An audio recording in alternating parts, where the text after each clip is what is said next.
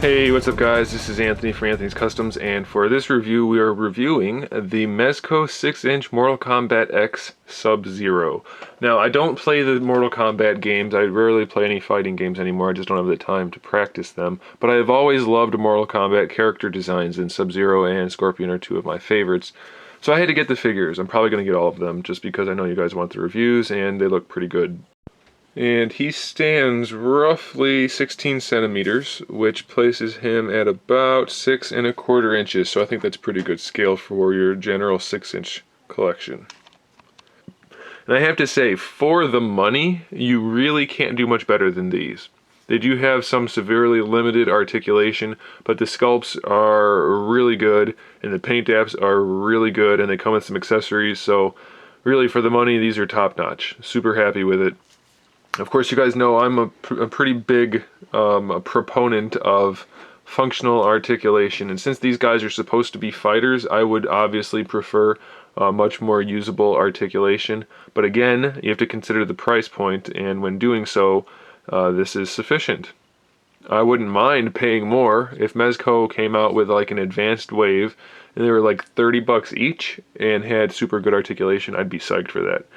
But I have to review them as they are, and for the money, I can't complain. So let's look at the sculpt first. You can see there's just a load of detail throughout everything. All of the clothing has wrinkles and zippers and rivets and buckles, and just pretty much everything you would expect in the sculpt is there. It's really, really well done.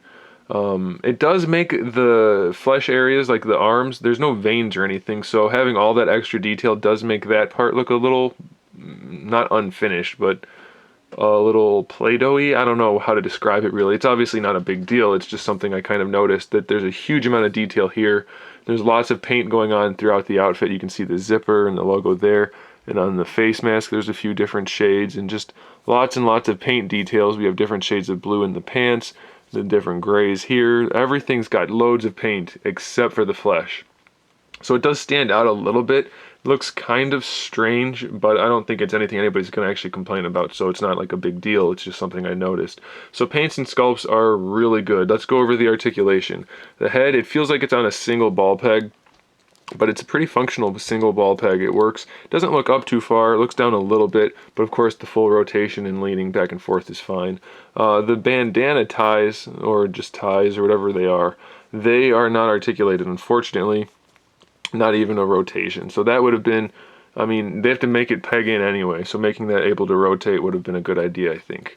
For the shoulders, it's a standard fixed hinge, so it's just a peg that goes in there that allows the arm to rotate, and then it has a hinge. But you can't get too much out of it. That's as far up as it's going to go.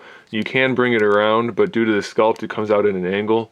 Luckily, we get a swivel in the bicep down here, where the elbow hinge is, which is actually a pretty functional, almost 90-degree elbow hinge. And then the swivel in there, while it's not anatomically correct and not my favorite type of joint, it does give the arm some decent range of motion. It's not great, but it will do. And then the wrist, they have interchangeable wrists, so they peg in and have a hinge.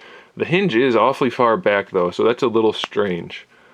You have to put the whole hand or wrist in the direction it's going, which isn't anywhere close to anatomically correct, but it's not super bad, so I wouldn't worry about it a whole lot. I just wouldn't use that joint too much because it is way too far back. Torso, unfortunately, he's got a fixed torso.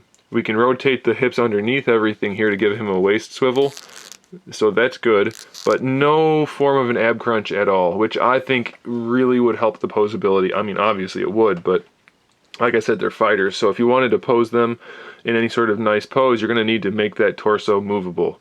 So a higher end version of this guy, I think, would be fantastic, and if we could get a really nice diaphragm joint, like put a cut in line with one of those quilts so that you can move the torso all the way around, oh, that would be fantastic. That would be really, really, really good. That'd be ideal, and I would love that. I hope they do that and give us another version with more.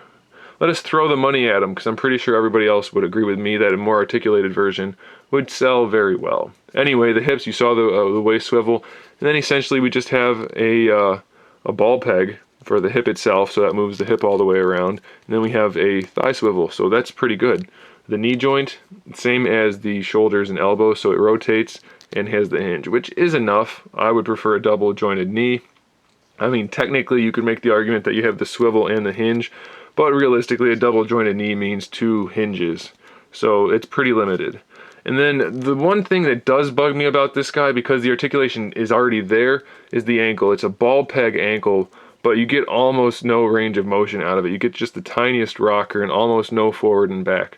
So if they could have made that more functional, that would have made the entire figure more functional, because you know, all the leg articulation in the world's fine, but if you can't make the ankles move the foot so that he can stand on the ground, it's going to be a problem. And it's not bad, but I think if they just tweaked that a little bit, it would have been really, really, really good.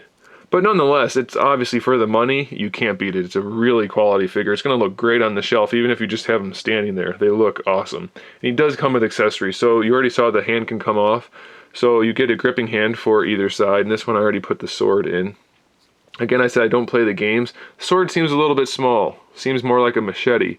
I don't know, you guys can comment on the accuracy of that, but it is really well made. It's nice and translucent blue with this kind of frosting effect, so that's pretty cool. Then he also comes with a hammer. Same thing. Different color blue though. Maybe that's intentional, I don't know, but still a cool effect. One thing I'm curious about, and those of you that play the game, Matt, I'm sure you're watching this video, if you can comment on this, does he maybe form the hammer in his hand like this? Or something before he uses it, because he's got a peg hole in his hand. So unless that's for a future release, like the variant one or maybe the Comic-Con one, I don't know why he's got a peg hole in his hand. Looks like that might be why, so you can let me know if that's the case. But otherwise, really, really pleased with these guys. I was a little bit worried that the articulation would be almost non-existent, and while it is limited, it is there. So I'm happy, and I think you guys will be too.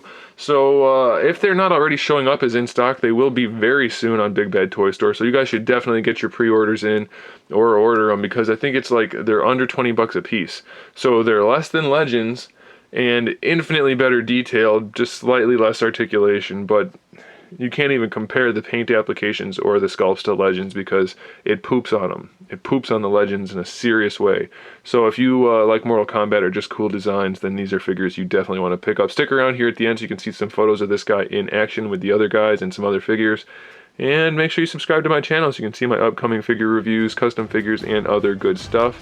And in the meantime, keep collecting.